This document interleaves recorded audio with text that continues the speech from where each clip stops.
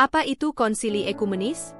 Konsili ekumenis adalah pertemuan besar para uskup dari seluruh dunia untuk membahas dan menetapkan ajaran serta disiplin gereja.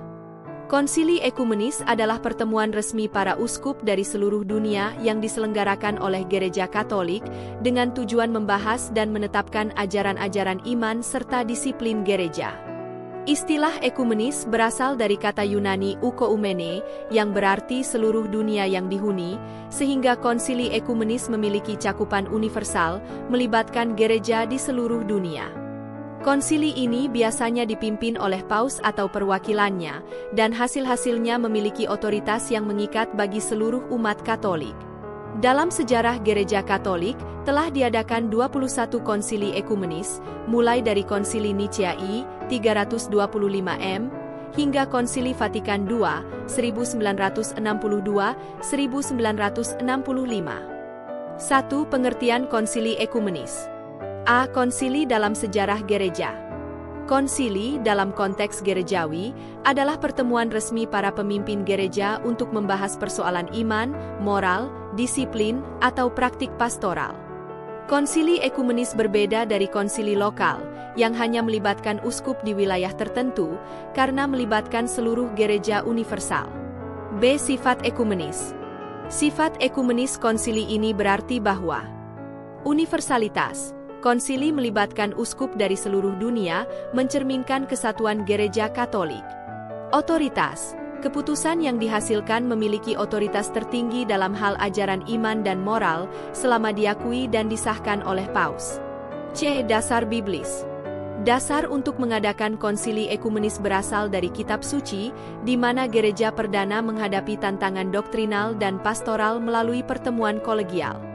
Misalnya, Konsili Yerusalem, Kisah Para Rasul 15, adalah prototipe dari konsili ekumenis, di mana para rasul dan pemimpin gereja berkumpul untuk memutuskan bagaimana menyambut orang-orang bukan Yahudi ke dalam gereja. 2. Tujuan konsili ekumenis. Konsili ekumenis diselenggarakan untuk A. Menyelesaikan persoalan ajaran, dogma. Konsili seringkali diadakan untuk mengklarifikasi atau menetapkan ajaran gereja dalam menghadapi tantangan, seperti ajaran sesat atau kontroversi teologis. Contoh, Konsili Nicea I menetapkan dogma mengenai keilahian Kristus. B. Menyusun atau merevisi aturan gereja. Konsili juga bertujuan untuk menetapkan atau merevisi aturan disiplin dan tata kelola gereja. Misalnya, Konsili Trente, 1545-1563, membahas reformasi disiplin gereja untuk merespons tantangan reformasi Protestan. C. Memperbarui kehidupan gereja. Konsili sering menjadi momen untuk memperbarui gereja dalam menanggapi kebutuhan zaman. Konsili Vatikan II, misalnya, menekankan pembaruan liturgi, dialog ekumenis, dan keterlibatan gereja dalam dunia modern. 3. Proses penyelenggaraan konsili ekumenis. A. Pemanggilan oleh paus. Hanya paus yang memiliki wewenang untuk memanggil konsili ekumenis. Proses ini melibatkan pengiriman undangan resmi kepada semua uskup Katolik di dunia, termasuk pemimpin gereja timur yang bersatu dengan Roma. B. Kehadiran dan partisipasi. Konsili dihadiri oleh para uskup Katolik dari seluruh dunia, perwakilan ordo religius, teolog, dan penasihat ahli. Delegasi gereja non-Katolik terutama dalam konsili modern sebagai pengamat. C. Pembahasan dan pengambilan keputusan.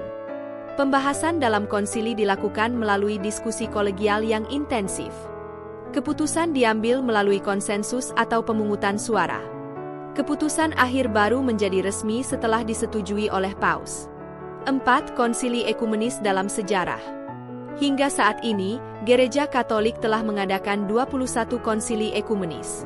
Beberapa di antaranya sangat penting dalam sejarah gereja. A. Konsili Nicea I, 325 Latar belakang, diadakan untuk melawan ajaran sesat Arianisme yang menyangkal keilahian Yesus. Hasil, menetapkan dogma bahwa Yesus Kristus adalah sehakikat homoousios dengan Allah Bapa.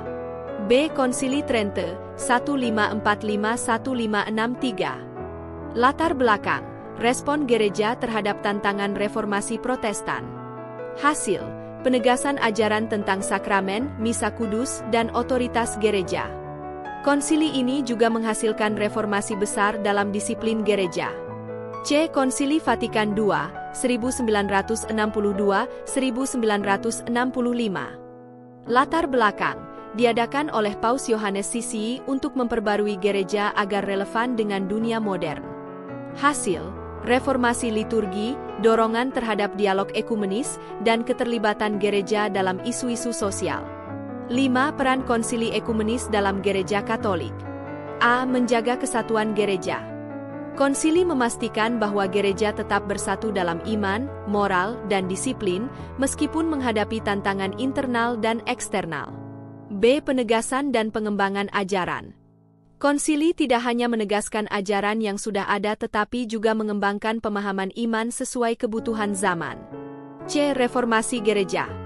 Melalui konsili, gereja melakukan pembaruan dalam disiplin, liturgi, dan tata kelola, memastikan relevansi dan kesaksiannya dalam dunia modern. 6. Konsili ekumenis dan umat Katolik. A. Dampak pada kehidupan liturgi. Konsili Vatikan II, misalnya, membawa perubahan besar dalam liturgi, seperti penggunaan bahasa lokal dalam misa, sehingga memungkinkan umat lebih aktif berpartisipasi. B. Keterlibatan umat awam. Konsili Vatikan II menekankan peran umat awam dalam kehidupan gereja, memperkuat kesadaran akan panggilan universal menuju kekudusan. C. Arah pastoral gereja. Keputusan konsili memberikan panduan bagi gereja universal dan lokal dalam menghadapi tantangan zaman, seperti isu keadilan sosial, hak asasi manusia, dan ekologi. 7. Tantangan dan kontroversi dalam konsili ekumenis. A. Kontroversi internal.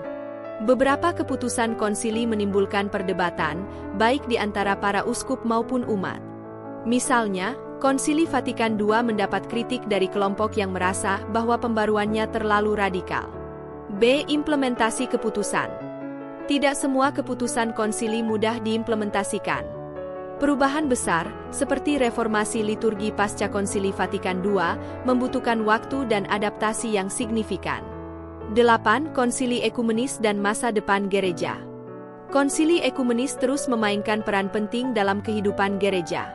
Di tengah tantangan zaman modern, seperti sekularisme, globalisasi, dan isu-isu sosial, gereja mungkin akan mengadakan konsili baru untuk memberikan arah yang jelas bagi umat Katolik di seluruh dunia.